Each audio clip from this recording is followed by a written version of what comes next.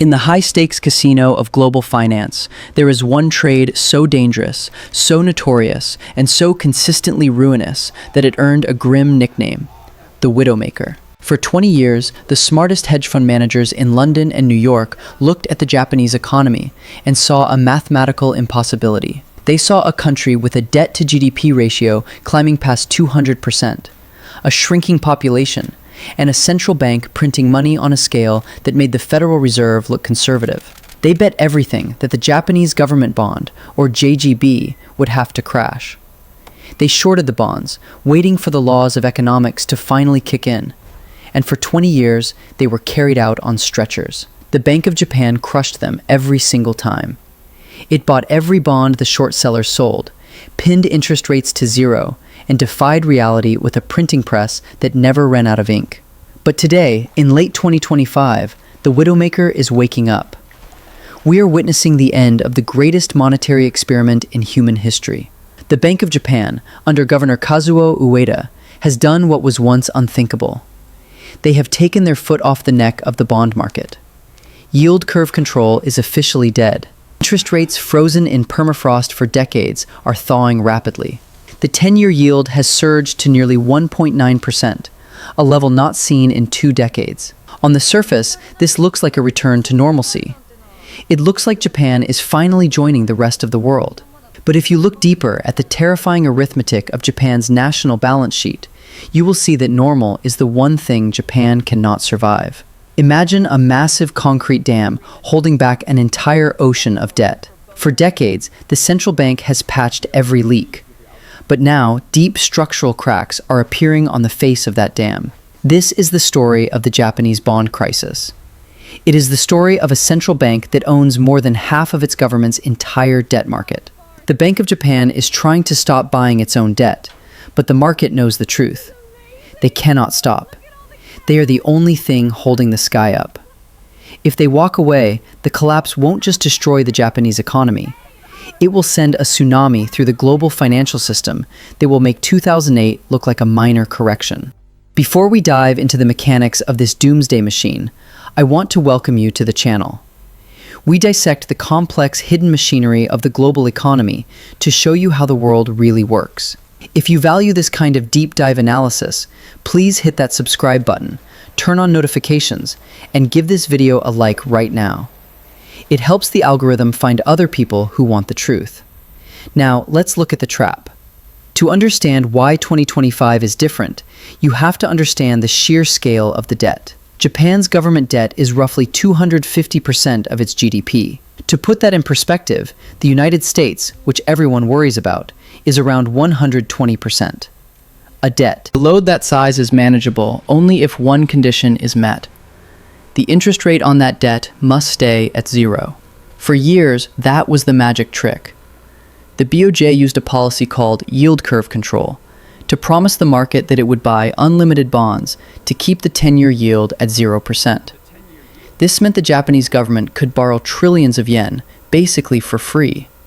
The interest payments were negligible, but free money has a cost, and that cost shows up in the currency.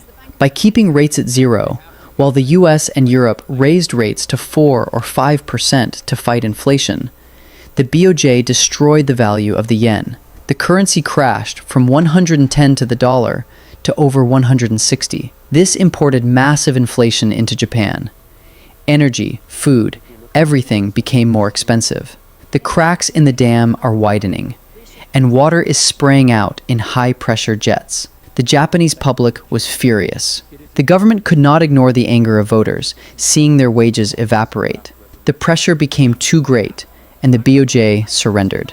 This brings us to the present moment, where yields are drifting up to nearly 1.9%.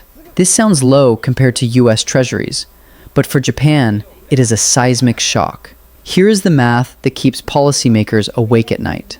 The Japanese government spends nearly a quarter of its entire budget just on debt service, and that was when rates were rock bottom.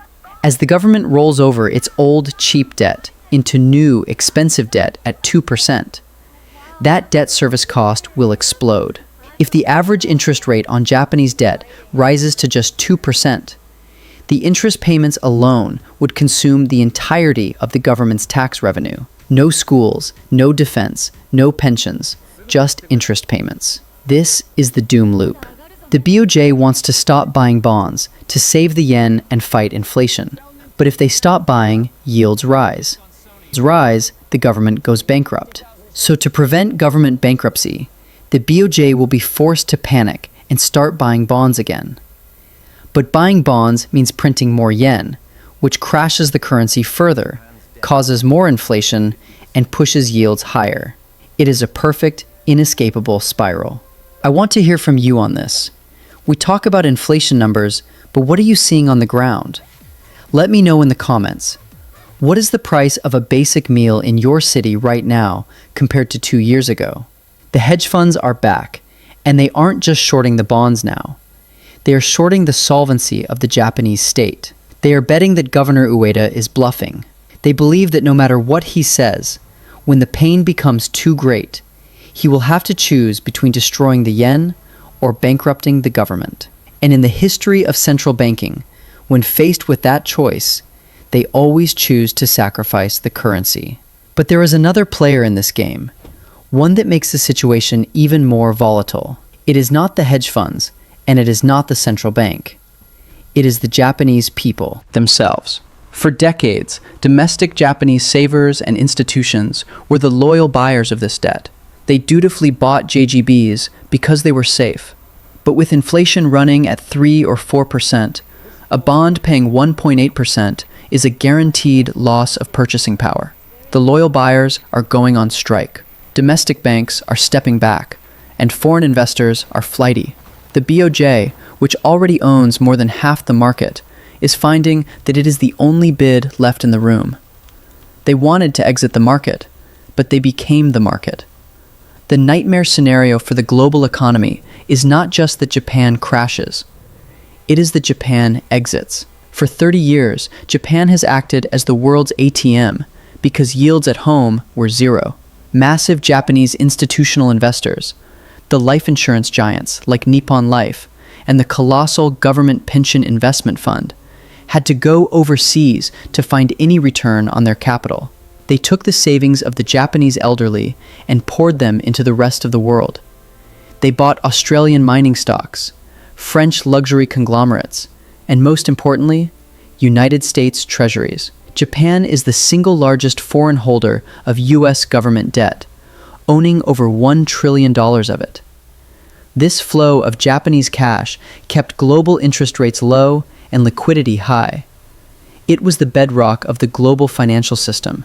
But now the tide is turning. This is the great repatriation. Imagine the water behind our cracking dam suddenly starting to swirl. A massive vortex forms, sucking the water away from the shores of America and Europe, dragging it back towards Tokyo. As yields on Japanese government bonds finally tick up toward 2%, the calculus for these massive investors changes instantly. Why take the currency risk of buying a U.S. Treasury bond yielding 4.5%, where the dollar might crash against the yen and wipe out your profit, when you can stay home, buy a risk-free JGB yielding 2%, and sleep soundly? The spread is narrowing, and so the money is coming home. We are already seeing the early tremors. Japanese investors have been net sellers of foreign bonds in recent quarters. This creates a terrifying vacuum in the US and European bond markets. Who buys the trillions in debt that the US Treasury needs to issue if the Japanese are gone?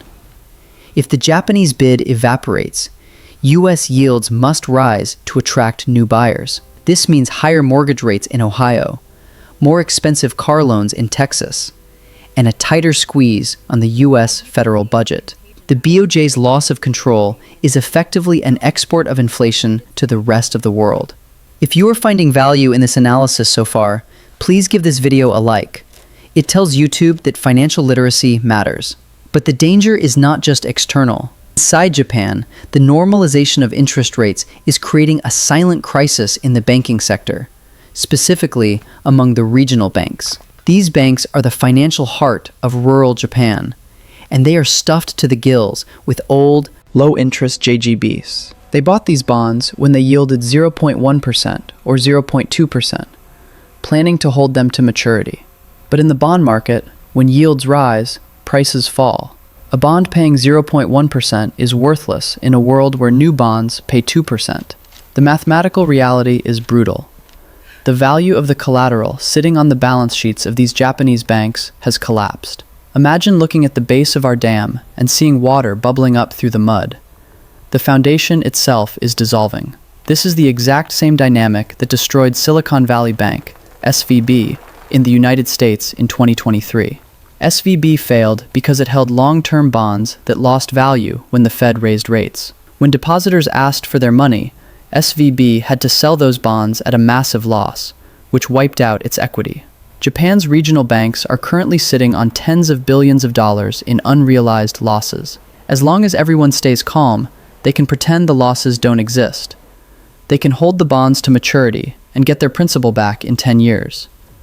But if the Japanese public, spooked by inflation or rumors of instability, starts moving their deposits to the safer megabanks or into gold, these regional banks will be forced to sell. The unrealized losses will become realized. The capital buffers will vanish. The government will be forced to bail them out, requiring, you guessed it, more money printing. The BOJ is keenly aware of this fragility. This is why Governor Ueda is moving with such agonizing slowness. He is trying to deflate a bubble without popping it. He calls it fine-tuning. The market calls it dithering. Every time the 10-year yield spikes, the BOJ conducts an unscheduled bond buying operation. They step in and print billions of yen to buy bonds and knock the yield back down. But every time they intervene, they destroy the liquidity of the market. There are days, entire trading days, where not a single 10-year JGB trades between private parties. The market is dead. It is a Potemkin village maintained by the central bank. By killing the market, the BOJ has blinded itself. They are flying the plane with no instruments. And then there is the slow-motion disaster, demographics. While the Bank of Japan fights to suppress interest rates, the country itself is slowly disappearing. Japan is the laboratory for the world's most severe demographic collapse. The population is shrinking by nearly 1 million people every year. This isn't just a social issue. It is a mathematical guillotine for the bond market. Every year, there are fewer workers to pay taxes to service the debt, and more elderly pensioners withdrawing their savings to pay for living expenses. The domestic bid, the loyal army of Japanese savers buying their own government's bonds, is turning into net sellers. This leaves the Bank of Japan alone in the cage with the beast. The structural weakness exacerbates the risk of a VAR shock. This stands for value at risk. If market volatility spikes, risk models at major banks flash red, forcing traders to sell assets immediately. This creates a feedback loop. Yields rise, models scream sell, banks dump bonds, yields rise further. We saw a preview of this in 2003. In a matter of weeks, the 10-year yield tripled. Today, the leverage is exponentially higher. If the Bank of Japan loses control, the shockwave will not stop at the Pacific Ocean. It will detonate directly in the heart of Wall Street. To understand this contagion, look at the Norinchukin Bank. This massive Japanese institution became known as the CLO whale because they bought billions in risky American corporate debt when Japanese yields were zero. Now that Japanese rates are rising, Norinchukin is sitting on massive losses. To cover those holes at home, they have to sell their foreign assets. If Japanese banks are forced to dump US debt, credit dries up for American companies, and the US stock market could crash. Then there is the currency war. As the yen weakens, Japanese exports become cheaper.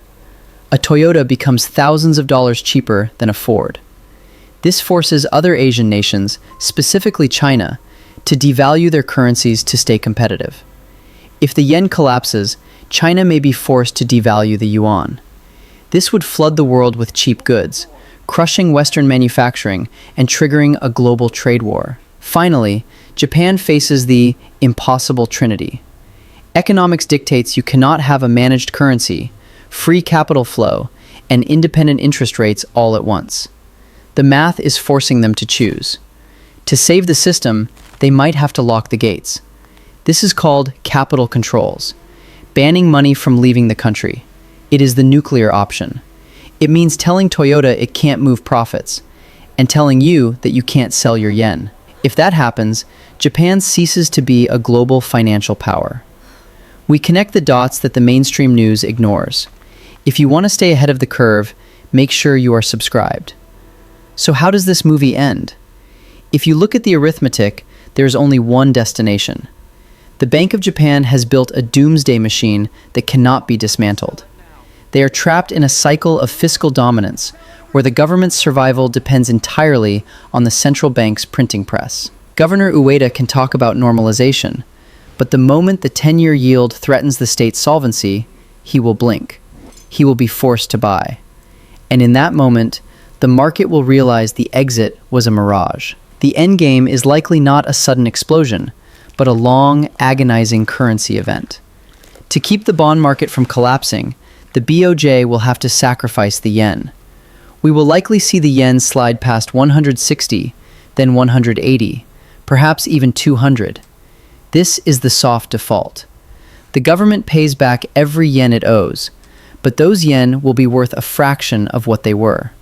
It is a massive stealth tax on the Japanese people, a transfer of wealth from savers to the state. The standard of living will quietly collapse as the cost of energy and food soars. But the real danger is the signal this sends to the world. Japan is the first major domino in the sovereign debt crisis of the 21st century. Every major developed nation, the US, the UK, France, is walking the same path. High debt, aging demographics, and reliance on money printing. Japan is just the first to hit the wall. If the Japanese bond market breaks, it destroys the illusion that government debt is risk-free. For 40 years, the system was built on the assumption that you can always buy a G7 bond and get your money back. If the third largest economy effectively defaults through inflation, that assumption dies. The risk premium on all government debt, including US Treasuries, must re-rate higher. This means higher interest rates forever, and the end of the easy money era. The Widowmaker wasn't just a trade, it was a warning. You cannot print prosperity, and you cannot fight demographics with monetary policy. The Bank of Japan tried to play God with the economy, but markets are like nature. You can hold back the tide for a while, but eventually the dam breaks. Japan is the dam, and the water is rising. The question isn't, will Japan crash? The question is, what will I own when the bond market loses its grip? When the safe asset becomes the risky asset, the only true safe haven is a hard asset. Gold, commodities, real estate, or perhaps Bitcoin, something a central bank cannot print. The Japanese bond crisis is the final chapter of the experiment that began in 1971. We are about to find out what happens when the credit card is finally maxed out.